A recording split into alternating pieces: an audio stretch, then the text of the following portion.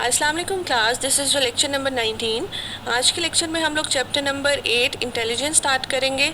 So first of all, what is intelligence? Intelligence को हम define कर लेते हैं। Intelligence has been defined in many ways including the capacity for logic, understanding, self awareness, learning, emotional knowledge, reasoning, planning, creativity, critical thinking and problem solving.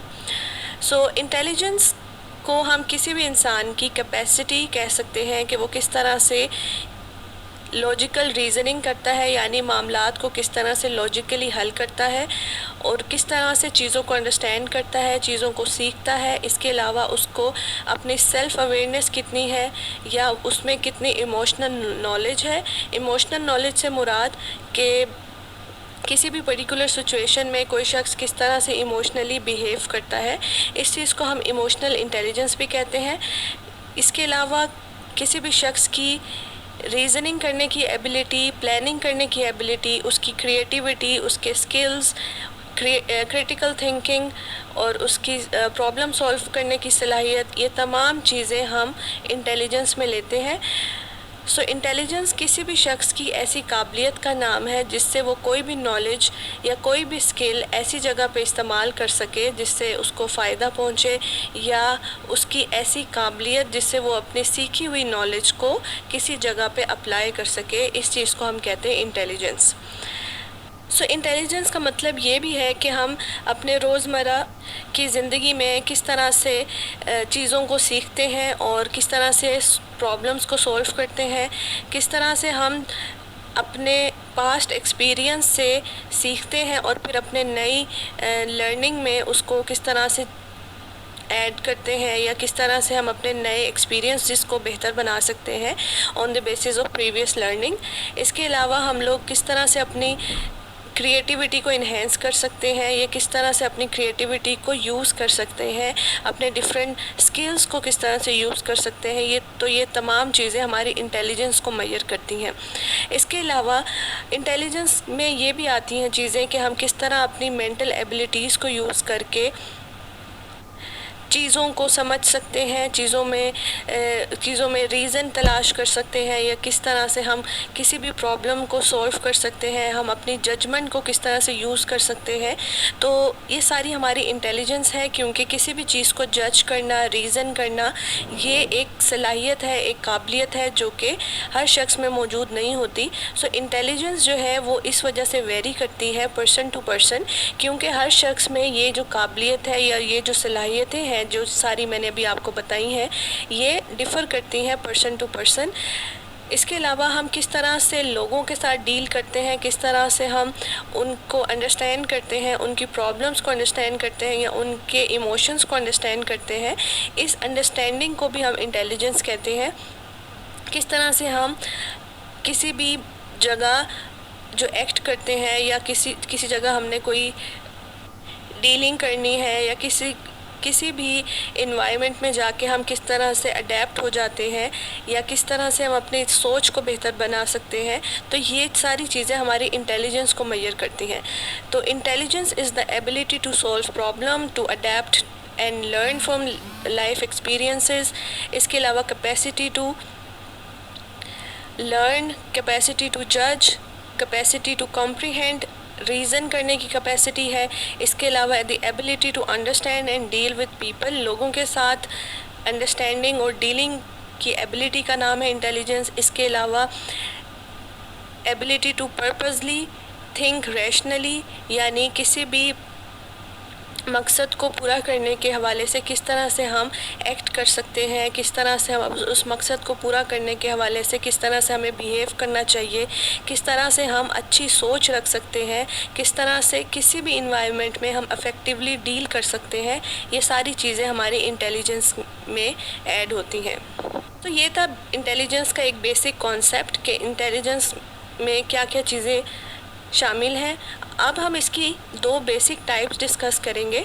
Intelligence की to basic types हैं जिसका नाम है fluid intelligence and crystallised intelligence. So what is fluid intelligence? Intelligence की जो types हैं ये हमें रेमंड कैटल ने जो एक साइकोलॉजिस्ट हैं, उन्होंने 1963 में ये डिस्टिंक्ट फॉर्म्स हमें बताई थी इंटेलिजेंस की, जिसमें फ्लूइड इंटेलिजेंस है और क्रिस्टलाइज्ड इंटेलिजेंस है। तो फ्लूइड इंटेलिजेंस को हम डिफ़ाइन कर सकते हैं the ability to solve new problems using logic in new situations and identifying the patterns. Fluid intelligence से मुराद किसी भी शख्स की वो सलाहियत है जिसमें वो कोई भी नई प्रॉब्लम को सॉल्व कर सके या कोई भी न्यू लॉजिक बना सके किसी ऐसी सिचुएशन में जहाँ पे उसको कोई लॉजिकल रीज़निंग के ज़रिए कोई भी प्रॉब्लम सॉल्व करनी है। तो बेसिकली फ्लूइड इंटेलिजेंस इंसान की वो काबिलियत है जिसमें उसने ऐसी प्रॉब्लम को सॉल्व करना है जो कि उसने कभी पहले सॉल्व नहीं की, ये ऐसा कोई भी एक्सपीरियंस जो उसने पहले नहीं किया और वो पहली दफ़ा कोई भी नई चीज़ एक्सपीरियंस कर रहा है, तो उस सिचुएशन में वो किस तरह से अपनी सलाहियतों को यूज़ करके कोई भी सिचुएशन में कोई भी प्रॉब्लम सॉल्व कर सकता है। फॉर एग्ज़ाम्पल, आप किसी जगह फ़र्स्ट टाइम गए हैं और आपको रास्ते का नहीं पता, यानी आप उस टाइम उस जगह पहले कभी नहीं गए या उस जगह को आपने कभी पहले नहीं देखा, तो आप उस टाइम पे अगर आप में ये काबिलियत है कि आपने रास्ता तलाश कर लिया है या अपने अंदाज़े के मुताबिक उस जगह से आप निकल आए हैं, तो ये आपकी इंटेलिजेंस थी जिसमें आपने अपनी एक न्यू स्किल को इन्हेंस किया। यानी पहले आपके पास उस बारे में कोई नॉलेज नहीं थी, आपने एक नई प्रॉब्लम को सॉल्व किया या जिसमें आपने अपनी लॉजिक को यूज़ करके कोई भी सिचुएशन को आइडेंटिफाई किया और उससे आप निकल सके। तो किसी भी नई प्रॉब्लम को सॉल्व करना जिससे आप पहले नहीं गुज़रे या आपको पहले नहीं कभी वो फेस हुई, तो उस चीज़ को हम कहते हैं फ्लूइड इंटेलिजेंस। जबकि क्रिस्टलाइज्ड इंटेलिजेंस इससे ऑपोजिट टाइप है। Crystallised intelligence is defined as the ability to use learn knowledge and experience, यानी अपने प्रीवियस एक्सपीरियंस और प्रीवियस नॉलेज की बेस पे जब आप कोई न्यू प्रॉब्लम सॉल्व करते हैं, तो इस चीज़ को हम कहते हैं क्रिस्टलाइज्ड इंटेलिजेंस। यानी फ्लूइड इंटेलिजेंस में आपके पास पिछला कोई एक्सपीरियंस नहीं होता, कोई नॉलेज नहीं होती, लेकिन फिर भी आप अपनी इंटरनल स्किल्स को यूज़ करके कोई भी प्रॉब्लम सॉल्व कर सकते हैं। जबकि क्रिस्टलाइज्ड इंटेलिजेंस वो इंटेलिजेंस होती है जिसमें आप अपनी प्रीवियस नॉलेज को या प्रीवियस एक्सपीरियंस को यूज़ करके कोई भी न्यू प्रॉब्लम सॉल्व कर सकते हैं। फॉर एग्ज़ाम्पल, जैसे आप कोई भी मैथमेटिक्स की प्रॉब्लम सॉल्व करने बैठते हैं, तो आपको उसमें मल्टीप्लिकेशन या एडिशन या डिवीजन करने का काम दिया जाता है। तो क्योंकि आपने प्रीवियसली बचपन में या स्कूल में, कॉलेज में टेबल्स वगैरह या फार्मूलाज वगैरह याद किए हुए होते हैं, या आपको टेबल्स याद होते हैं, मल्टीप्लिकेशन कैसे करनी है आपको याद है, तो ये आपकी प्रीवियस नॉलेज थी जो कि अब आप यूज़ करेंगे अपनी कोई भी नई प्रॉब्लम को सॉल्व करने के हवाले से।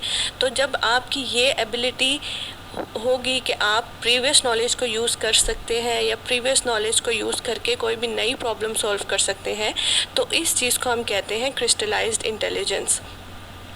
ठीक है, आपकी प्रीवियस नॉलेज वो किसी भी किस्म की हो सकती है, चाहे वो मैथमेटिक्स से रिलेटेड है या किसी भी सब्जेक्ट से रिलेटेड है, या कोई भी ऐसा मामला जो आपने पहले हल किया हुआ हो, तो आपको एक एक्सपीरियंस हो जाएगा।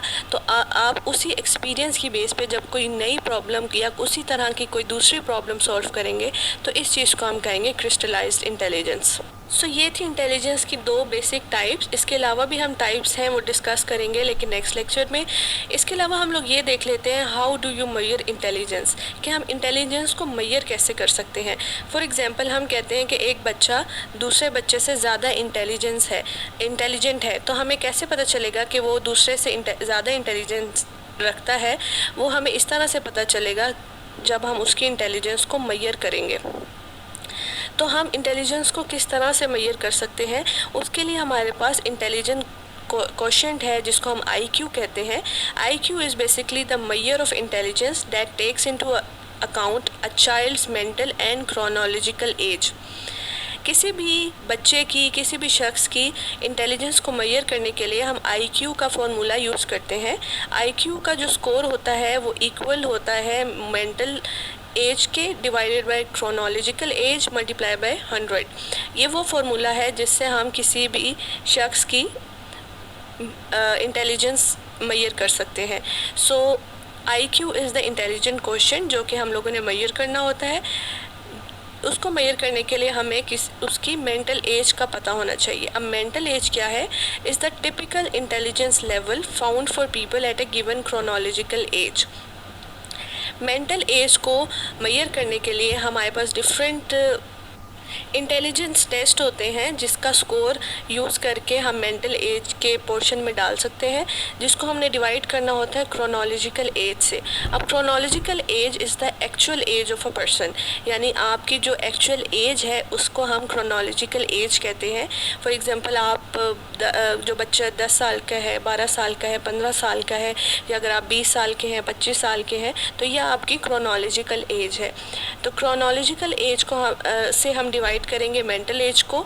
मेंटल एज का जो स्कोर है हम वो किसी भी इंटेलिजेंस के टेस्ट के स्कोर से ले सकते हैं। इंटेलिजेंस के जो टेस्ट स्कोर होते हैं वो प्री डिफाइंड बने हुए होते हैं, यानी पहले से मौजूद हैं, जिनको डिफरेंट ऑथर्स ने बनाया है। उनको यूज़ करके हम अपना मेंटल एज का स्कोर ले सकते हैं। फिर अपना IQ फाइंड आउट करने के लिए हम उस मेंटल स्कोर को डिवाइड करेंगे क्रोनोलॉजिकल एज से, उसको फिर हम मल्टीप्लाई करेंगे 100 से। फिर जो भी आपका स्कोर आएगा वो आपका IQ लेवल होगा। ये कहा जाता है कि जिन लोगों की मेंटल एज इक्वल होती है क्रोनोलॉजिकल एज से, उनका जो IQ होता है वो 100 होता है। फॉर एग्ज़ाम्पल आपकी जो मेंटल एज है वो 20 इयर्स है और आपकी क्रोनोलॉजिकल एज भी 20 इयर्स है। तो जब आप इसको मल्टीप्लाई करेंगे 100 से तो आंसर आएगा 100, तो आपका IQ लेवल हो जाएगा 100।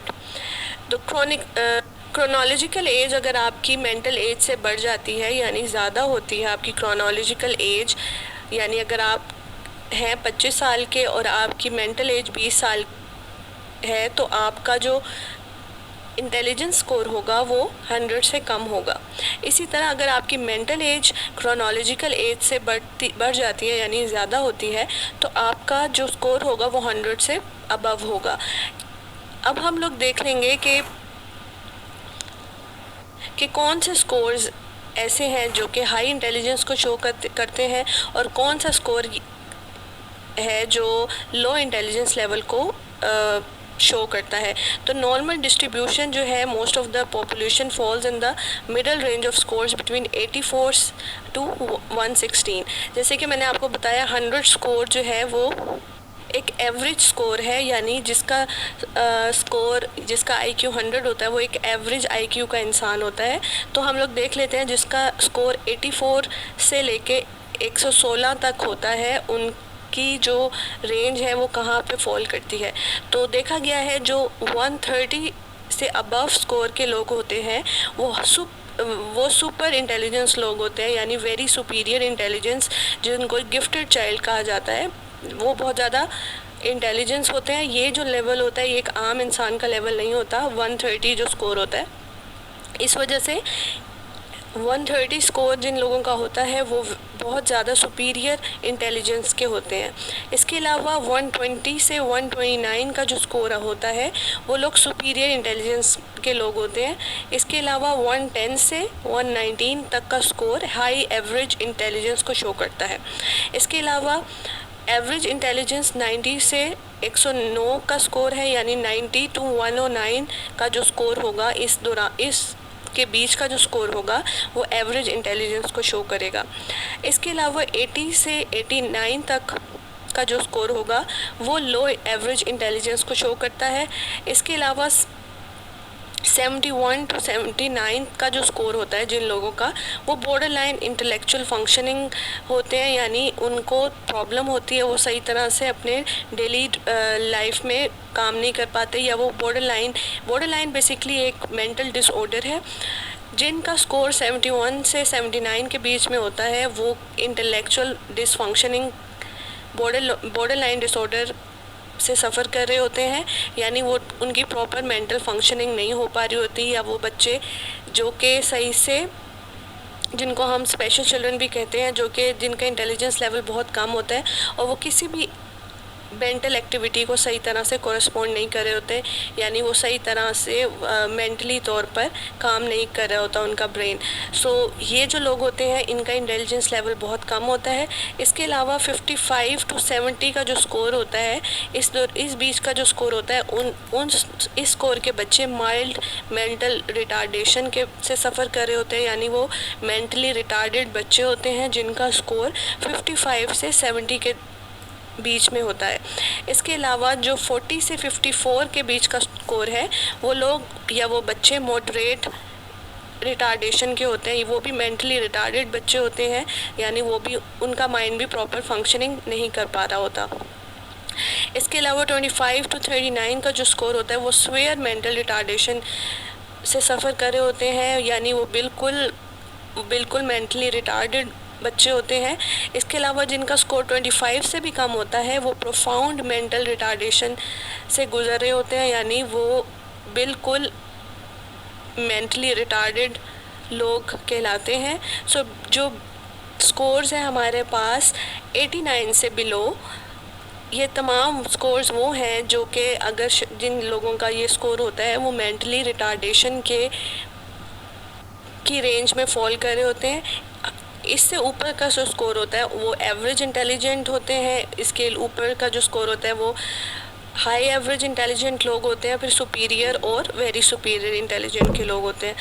तो ये हमारे पास कुछ इंटेलिजेंस के स्कोर हैं। आप लोग अपनी इंटेलिजेंस भी मेजर कर सकते हैं, ऑनलाइन इंटेलिजेंस टेस्ट होते हैं, फिर आप अपना स्कोर यहाँ से देख सकते हैं कि जो स्कोर आप एक्वायर करोगे तो आप देख सकते हो कि आप किस कैटेगरी में फॉल कर रहे हो, आपकी इंटेलिजेंस लेवल क्या है, आप सुपीरियर इंटेलिजेंस है, वेरी सुपीरियर इंटेलिजेंस के हैं, या एवरेज हैं, हाई हैं, या एवरेज लो एवरेज इंटेलिजेंस के हैं। तो आप अपना स्कोर यहाँ से कंपेयर कर सकते हैं।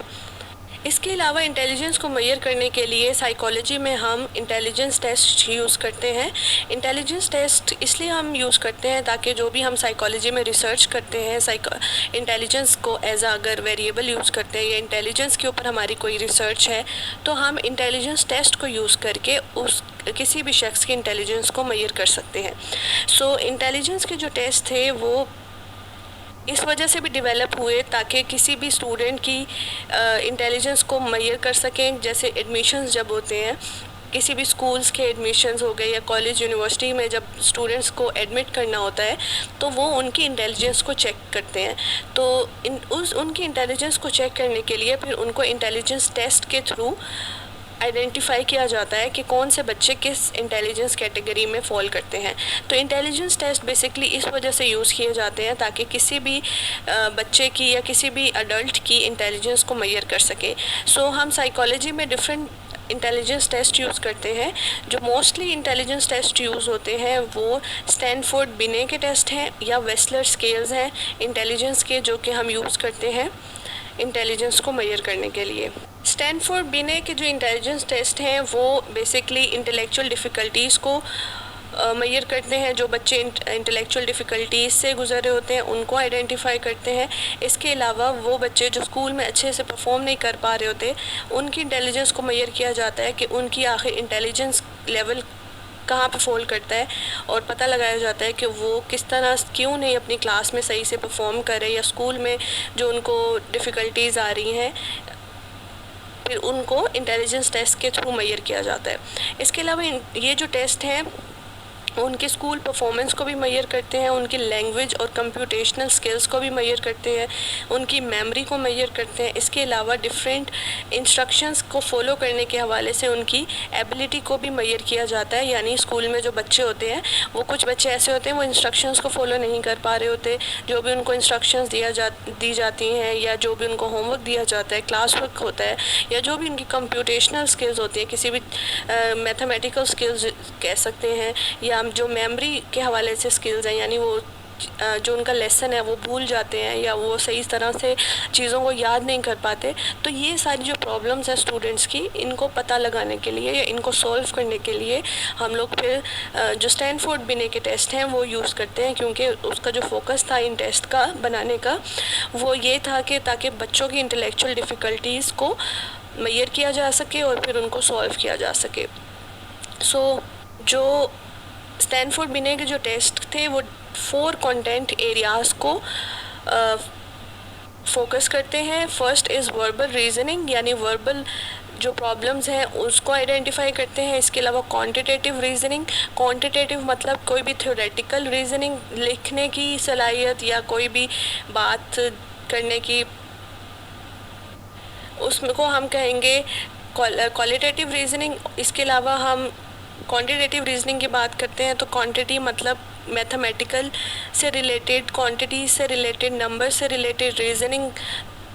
इसके अलावा abstract reasoning, short term memory. तो ये 4 कंटेंट एरियाज़ थे जिसको स्टैनफोर्ड बिने ने फोकस किया था अपने टेस्ट में। इसके अलावा हमारे पास वेस्लर्स के टेस्ट हैं। Wechsler's adult intelligence scale 3rd edition, जिसको वेस्ट 3 स्केल भी कहा जाता है। इसका जो यूजेज है वो बेसिकली 17 से बड़े बच्चों के लिए ये स्केल्स यूज़ किए जाते हैं ताकि उनकी इंटेलिजेंस को मेजर किया जा सके। इसके अलावा Wechsler scales for children 3rd edition, ये जो स्केल है वो बच्चों पे इस्तेमाल किया जा सकता है जो कि 6 से 16 साल तक के जो बच्चे होते हैं उन पे ये टेस्ट अप्लाई किया जा सकता है। सो क्लास, ये कुछ टेस्ट थे जो कि हम यूज़ कर सकते हैं किसी भी बच्चे की, अडल्ट की इंटेलिजेंस को मेजर करने के लिए। सो आज हम लोगों ने इंटेलिजेंस का जर्नल इंट्रोडक्शन लिया। उसके अलावा हम लोगों ने इसकी 2 टाइप्स पढ़ी और इसको किस तरह से मेजर किया जा सकता है, आईक्यू क्या होता है, और इंटेलिजेंस के जो स्केल्स हैं वो किस तरह से हम यूज़ कर सकते हैं किसी की इंटेलिजेंस को मेजर करने के लिए। सो क्लास आज के लिए इतना ही। इंशाल्लाह नेक्स्ट लेक्चर में हम इसके बाकी पार्ट्स डिस्कस करेंगे। टेक केयर क्लास, अल्लाह हाफिज़।